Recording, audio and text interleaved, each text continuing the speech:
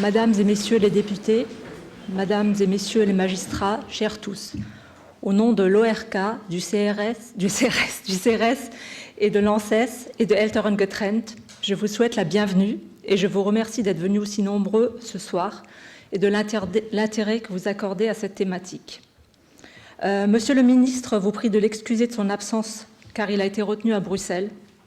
S'agissant du projet du juge aux affaires familiales et de l'autorité parentale, le ministre nous informe cependant que ce projet sera discuté sous peu au Conseil du gouvernement. Nous avons parmi nous la présence de juges, d'avocats et également de beaucoup d'acteurs du milieu social, sans oublier bien sûr également des parents et des grands-parents. Cela démontre combien ce sujet vous tient tous à cœur. Älteren getrennt ASBL est né en 2014, en mai 2014, de la rencontre de différents parents confrontés à la rupture du lien parental. Nous sommes une association paritaire qui est représentée par une présidente, moi-même, Virginie Lagrange, et par le président, M. Romain Schroeder. Le conseil d'administration est également paritaire, il y a 6 hommes et 6 femmes. Nous aimerions profiter de cette soirée pour faire officiellement part au gouvernement ainsi qu'à nos représentants nationaux 2 points qui nous tiennent particulièrement à cœur. Il s'agit d'une part de l'introduction explicite dans le Code civil de l'autorité parentale conjointe et d'autre part de l'introduction dans le Code civil de l'obligation de médiation en début de procédure de divorce ou de séparation. Concernant l'autorité parentale, nous insistons sur l'importance d'une situation claire en matière d'autorité parentale conjointe.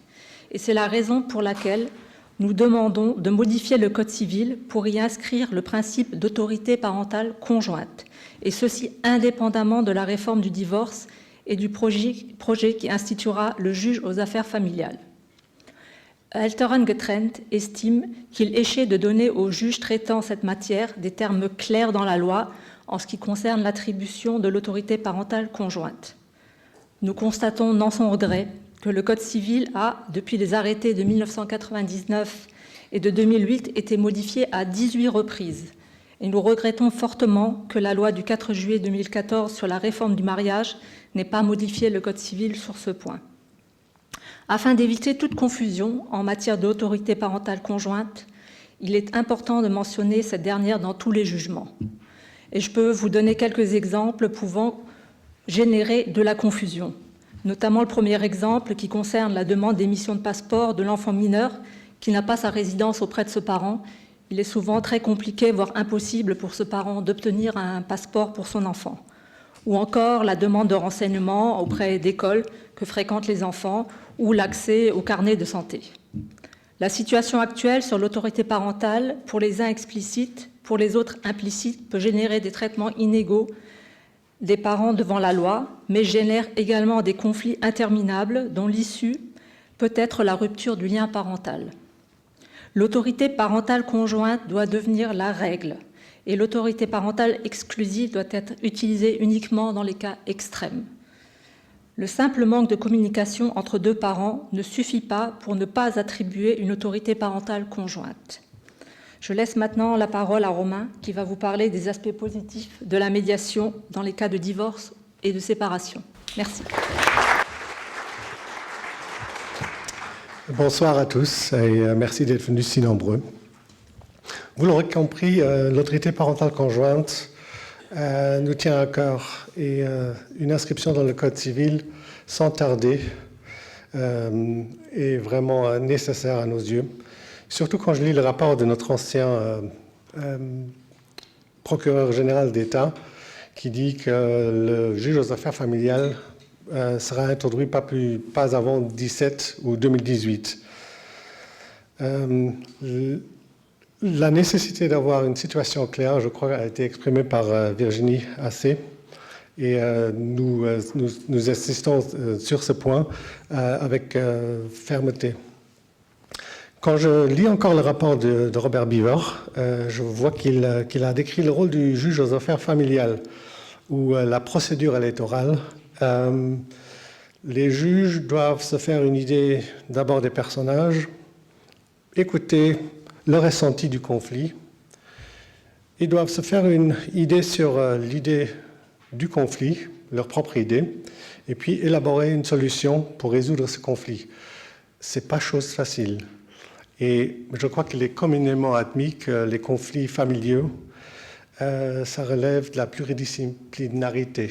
Il y a des experts, il y a des psychologues, juges, avocats et aussi des médiateurs qui sont impliqués dans la résolution d'un tel conflit.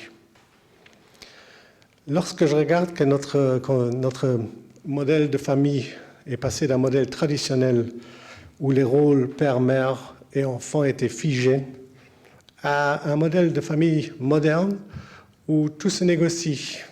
Le rôle de la mère se négocie, le rôle du père.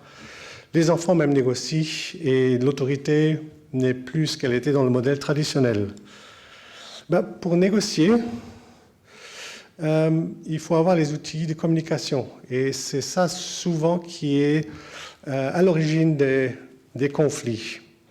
Donc vous voyez bien, j'arrive à la médiation qui se sert de tous ces outils de communication pour dénouer les conflits qui peuvent exister entre des personnes. Et des personnes qui se séparent sont rapidement figées dans des prêts d'intention, des jugements, des contraintes l'un vis-à-vis de l'autre. On n'écoute plus l'autre, mais on essaye, en l'écoutant, de préparer ses propres arguments pour détruire sa position et non plus pour le comprendre. On n'essaye pas du tout de comprendre l'autre et on rejette son ressenti, on ne développe pas d'empathie. Tous ces éléments-là peuvent être travaillés en médiation et contribuer à une meilleure entente entre des parents qui se séparent et qui peuvent aussi, si on va en médiation assez tôt, éviter le pire et une escalade des conflits. Nous accueillons aujourd'hui Madame la juge Carlier, accompagnée de Maître Maric et Monsieur le psychologue, Monsieur Claise, qui ont mis en place un système à Dinan qui est basé sur le modèle de Cochem, c'est-à-dire qu'on essaye d'apaiser les situations qui sont sujets à conflit et qu'on essaye de tous ensemble de trouver une solution à des situations souvent dramatiques. Je donne la parole maintenant à qui veut commencer, Bimaric, pour le début de la conférence. Merci.